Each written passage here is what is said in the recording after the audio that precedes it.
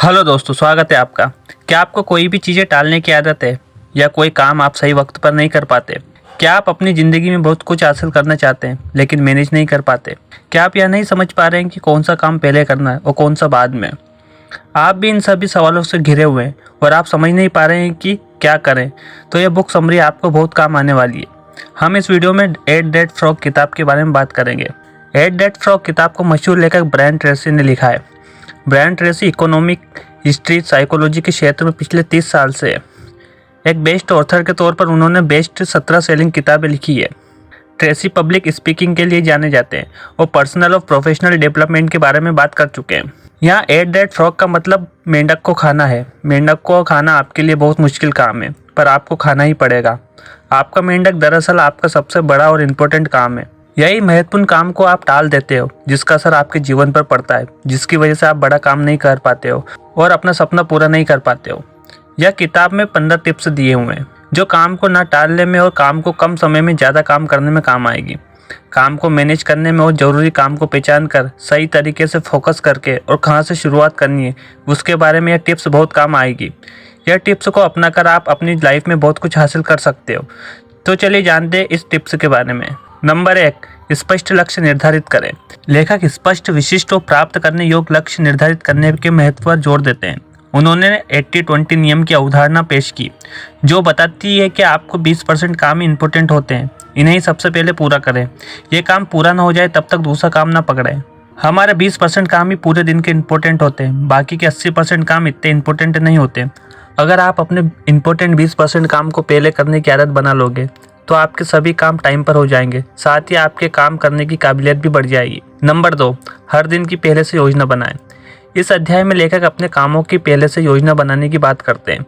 वो कहते हैं कि आपको जो भी काम करना है उसकी पूरी लिस्ट बना लें। एक रात पहले ही अपने अगले दिन की योजना बना लें कि कल आपको क्या क्या काम करना है, कौन सा काम है जो सबसे इम्पोर्टेंट है, कौन सा ऐसा काम है जो ज़्यादा इम्पोर्टेंट नहीं है। सबकी लिस्ट एक रात पहले ही बना लें। उस दिन का जो भी इम्पोर्टेंट काम है उसे सबसे पहले लिखें और सबसे कम इम्पोर्टेंट काम को सबसे बाद में लिखें। फिर अगले दिन अपने सबसे इम्पोर्टेंट काम से शुरुआत करें और उस काम को तब तक करते रहें जब तक वो काम खत्म ना हो जाए। उसके बाद ही दूसरा काम करें। इस तरह आपके अंदर डिसिप्लिन आने लगेगा, साथ ही आप हर काम को टाइम पर कर पाएंगे। नंबर 3, ABCD नियम। लेखक बताते हैं कि समय सबके पास सीमित होता है।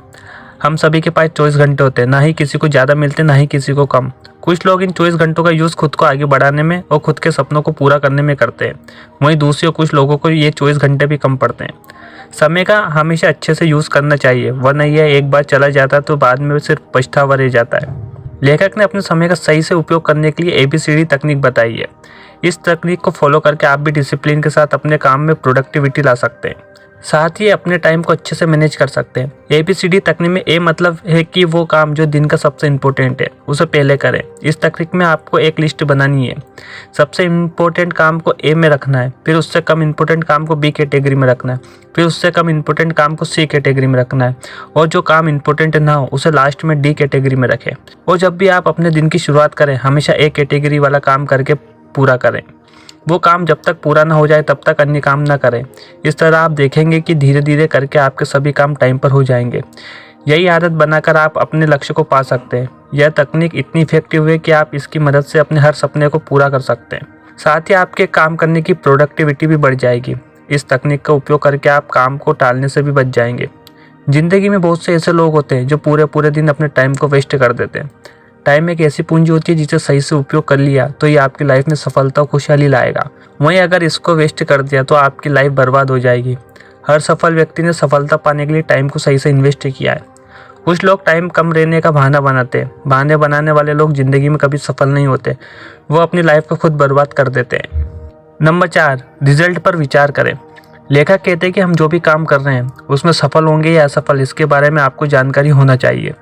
लेखक कहते हैं कि हम जो भी काम कर रहे हैं उसके लॉन्ग टर्म में क्या फ़ायदे होंगे और क्या नुकसान होंगे, इस पर हमें पहले से विचार करना होगा ताकि आप अपने दिमाग को क्लियर रख सकें। कभी कभी हम ऐसा गोल बना लेते हैं जो हमारी क्षमताओं से बाहर होता है या हमारी फील्ड से अलग होता है। रात दिन हम उस पर मेहनत करते रहते हैं लेकिन हमें हमेशा असफलता याद लगती है, फिर हम निराश हो जाते हैं। इसलिए लेखक बताते हैं कि हमें अपने काम के रिजल्ट को भी सोचना पड़ेगा ताकि हम सफलता या असफलता के लिए मजबूत हो जाएं। ऐसे काम करने से बचें जिनके परिणाम नेगेटिव होंगे। नंबर 5, स्मार्टनेस के नियम। लेखक का कहना है कि हमें फालतू की मेहनत से बचना चाहिए।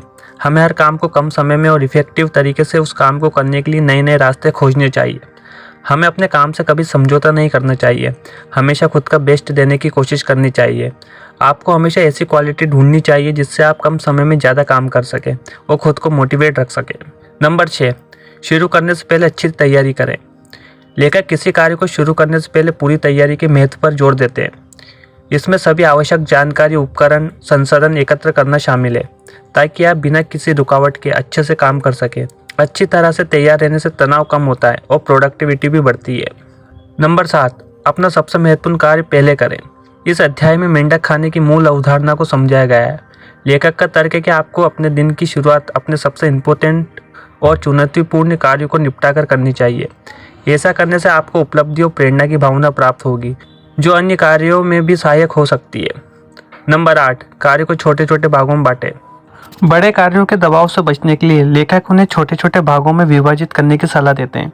इससे हम अच्छे से ध्यान केंद्रित कर पाएंगे, साथ ही प्रगति करना आसान हो जाता है। हम कभी कभी ज़्यादा काम को देखकर डर जाते हैं, इसलिए बड़े कामों को छोटा करने से वो आसानी से हो जाते हैं। साथ ही हमारा डर भी खत्म हो जाता है। बड़े कार्यों के दबाव से बचने के लिए लेखक उन्हें छोटे छोटे भागों में विभाजित करने की सलाह देते हैं। इससे हम अच्छे से ध्यान केंद्रित कर पाएंगे, साथ ही प्रगति करना आसान हो जाता है। हम कभी भी ज़्यादा काम को देख के डर जाते हैं, इसलिए बड़े कामों को छोटा करने से वो आसानी से हो जाते हैं। साथ ही हमारा डर भी खत्म हो जाता है। नंबर 9, अपनी विशेष प्रतिभा का लाभ उठाएं। इस अध्याय में लेखक आपके अंदर छुपा हुआ टैलेंट को बाहर निकालने की बात करते हैं। लेखक कहते हैं कि हमें अपनी स्किल और अपनी प्रतिभा को पहचानना चाहिए और उसी के अनुसार काम करना चाहिए। आप जिस चीज़ में उत्कृष्ट हैं उस पर ध्यान केंद्रित करके आप अपनी प्रोडक्टिविटी बढ़ा सकते हैं और अपने चुने हुए फील्ड में बेहतर परिणाम प्राप्त कर सकते हैं। नंबर 10, अपनी प्रमुख बाधाओं को पहचानें। लेखक बताते हैं कि हमें अपनी लाइफ में सभी मुश्किलों को पहचानना चाहिए और उसे ठीक करना चाहिए। हमारे लक्ष्य में बाधा उत्पन्न करने वाली परेशानियों को पहचान कर उस पर काम करना चाहिए। इससे हमारे काम में क्लैरिटी आएगी, साथ ही हम अपनी पूरी क्षमता के साथ काम कर पाएंगे। इससे हमारे काम करने की प्रोडक्टिविटी भी बढ़ेगी और हम समय पर हर लक्ष्य हासिल कर पाएंगे। नंबर 11, अपने ऊपर दबाव डालें। लेखक कहते हैं कि हमें कोई भी काम करने के लिए खुद पर दबाव बनाना चाहिए। इससे हम कम समय में अपनी पूरी क्षमताओं के साथ काम कर पाएंगे। आपकी प्रेरणा और उत्पादकता को बढ़ावा देने के लिए लेखक समय सीमा निर्धारित करने और अपने कार्यों को तुरंत करने की भावना पैदा करने की सिफारिश करते हैं। जब आपके पास एक स्पष्ट समय सीमा होती है तो आपके फोकस रहने और अपना काम कुशलतापूर्वक पूरा करने की अधिक संभावना होती है। नंबर 12, अपनी व्यक्तिगत शक्तियों को अधिकतम करें। लेखक प्रोडक्टिविटी बढ़ाने के लिए अच्छे शारीरिक और मानसिक स्वास्थ्य को बनाए रखने के महत्व पर चर्चा करते हैं। अगर आपका शरीर स्वस्थ होगा तो आप बहुत अच्छे से सभी काम कर पाएंगे। हमेशा अपने शारीरिक और मानसिक स्वास्थ्य का पूरा ख्याल रखें। उच्च ऊर्जा स्तर और मानसिक स्वास्थ्य बनाए रखने के लिए नियमित व्यायाम करें, स्वस्थ आहार करें और पर्याप्त आराम करें। अध्याय 13, स्वयं को कार्य करने के लिए प्रेरित करें। लेखक कहते हैं कि हमें हमेशा सकारात्मक सोच अपनानी चाहिए। हम जैसा सोचते हैं वैसा हमारे साथ होने लग जाता है। हमें डिसिप्लिन की आदत को अपनाना है। ऐसे लोगों से दूर रहना है जो हमेशा नेगेटिव सोचते हो। हमें रोज़ अच्छा सोचना है, अच्छा बोलना है और अच्छा करना है। हर काम को हम टाइम पर करेंगे तो हमारे अंदर टाइम को लेकर पॉजिटिविटी डेवलप हो जाएगी। फिर हम कभी टाइम को वेस्ट नहीं करेंगे। हर काम में खुद को आगे रखेंगे, नई नई स्किल सीखें और अपने आप को बेहतर बनाते रहें। नंबर 14, प्रत्येक कार्य को अकेले ही करें। लेखक कहते हैं कि हमें एक समय में एक ही काम करना चाहिए।